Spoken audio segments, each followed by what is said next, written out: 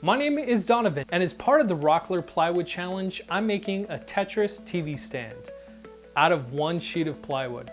I know that for a lot of makers out there, building furniture is like their thing, but not me. I mean, I haven't really tried it, but that is about to change. I got the idea to make a TV stand because, well, we need one. And since I've been trying to teach my kids how to play Tetris on the Game Boy, a little unsuccessfully, I thought that making a Tetris block looking TV stand would be fun. You know, not easy, because why would it be? Why would it be? I can't even get that right. Not easy, mind you, because why would it be? But fun nonetheless. I first sketched out an idea for the TV stand in my notebook, and then I went into SketchUp and I crudely made the stand to try and figure out the dimensions that I would need for each of the pieces. My idea is to have the blocks as the backing, leave all the front edges of the stand bare, and paint the rest of the stand white. My thought is that the contrast between the paint of the Tetris blocks and the inlays, as well as the contrast between the white painted sections and the bare layered edges of the plywood, would look good. I test fit the pieces that I would need to cut out on what would be a sheet of plywood, and then I went to Lowe's. I picked up a sheet of 3/4 inch maple plywood.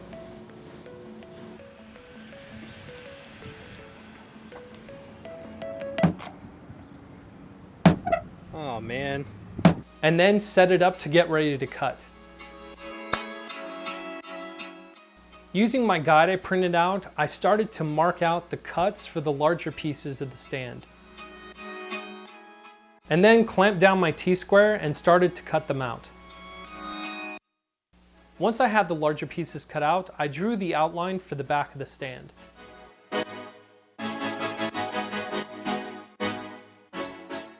So I got to this point and I realized that there is something that I forgot to account for when coming up with the design and the dimensions for this, and that is the thickness of the wood when coming up with the top and the bottom and the sides. So basically, this is going to be 1.5 inches smaller in each direction that I originally intended it to be. So everything that I thought was going to fit in here, I no longer know whether or not they're going to fit in here. I'm going to finish it anyway, but I'm just really mad at myself right now that I didn't think to add the thickness of the wood. Darn it. I took my router and I started to carve out the inlay lines to make up the Tetris blocks. Since my V-bit was smaller than the inlays that I wanted to make, I routed it a little bit deeper. And then I came back with a planer to even out the edges and to make the inlays wider. After a little sanding and cleaning up some of the edges in the corners, it looked like I wanted it to. I started taping off the inlays and then we got to painting. We painted the square part green, the long piece yellow, and the L piece red. Peeling the tape up after that was awesome because it turned out like I wanted it. You know, which doesn't always happen. I took my dowel jig and I started to mark out where I wanted to put dowels. This would help in fitting all the pieces together before the final glue up.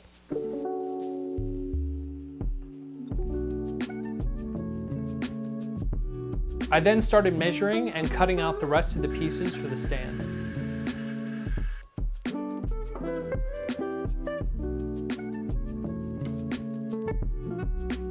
The piece for the inside of the square needed to be square with the inlay, and so I placed it in line with the inlay and marked where the part is that I needed to cut out. I set my router for halfway through the plywood and then I carved the shape out. As I was starting to assemble everything, I realized that I didn't like the yellow paint color. So I went back and painted the long piece blue. And it looks so much better. Once all the pieces were cut out and doweled, is that a word? Doweled together, I had to take it all apart to paint. So I got to painting all the pieces white. Okay, interjection here. The roller that I was using wasn't the right roller I needed for what I wanted to do. It was a wall paint roller, and so it didn't give a smooth finish. It just made everything bumpy. Even after the paint dried, those little bumps made the surface kind of tacky, so if you put something down on it, it would kind of stick. Now, if you have a paint sprayer, I would obviously recommend using that. But if not, use the right brush or roller, unlike what I did. After getting all the pieces painted and dried, I put a light layer of clear coat on the backing so that it wouldn't scratch easily if I bumped it while I was trying to put everything back together. Then I started to glue and clamp all the pieces together.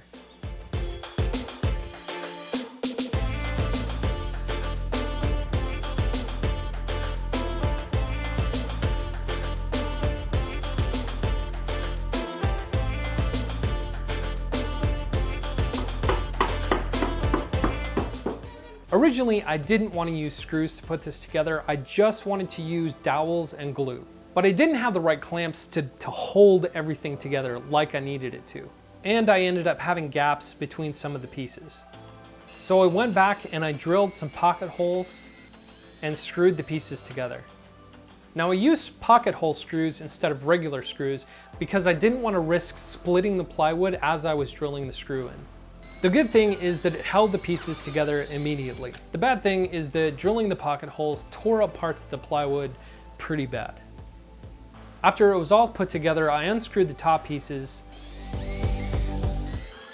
and drilled holes in each of the sections for power cords.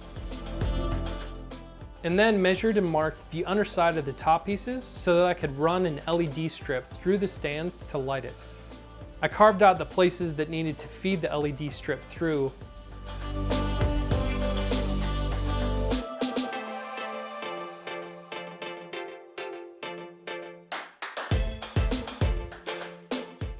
And then glued and screwed the rest of the pieces together.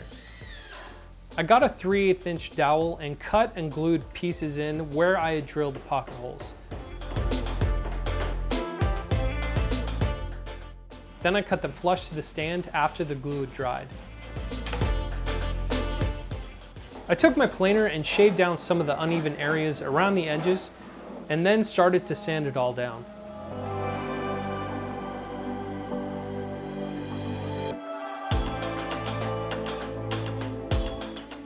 For the feet, I took some of the plywood and glued together 3 layers. I then marked up the boards and started to cut the feet out.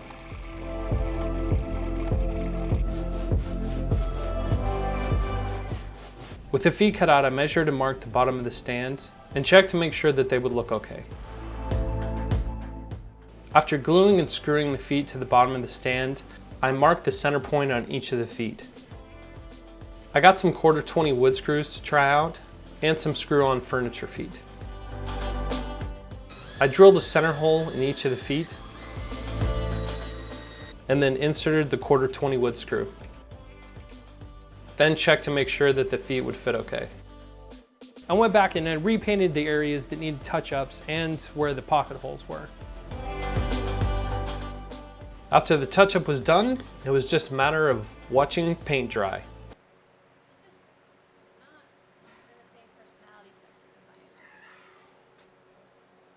After the paint was dry, I put on a few layers of clear coat. The smooth edges contrasting against the paint and the colored blocks in the back just looked, it looked good. Once everything was dry, I attached the feet to the bottom of the stand, then fed and attached the LED strip to the stand.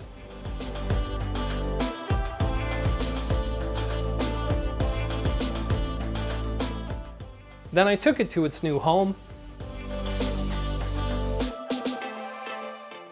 set up my game consoles,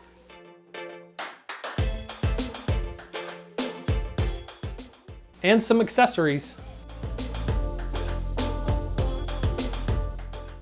And with that, we could all sit down and play and just have fun.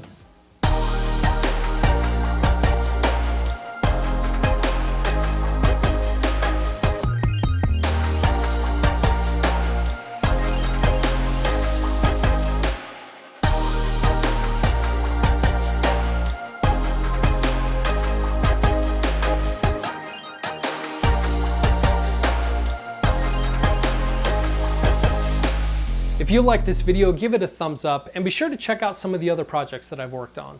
And if you don't want to miss out on my future projects, be sure to subscribe and hit the little notification bell. I know my upload schedule is off and it's a little wonky sometimes, so hitting the notification bell will let you know when I do upload a new video. I'm trying to get more consistent about it, but until then, it's best to just hit the notification bell. And I don't know about you, but I am probably going to have the Tetris song stuck in my head for a while.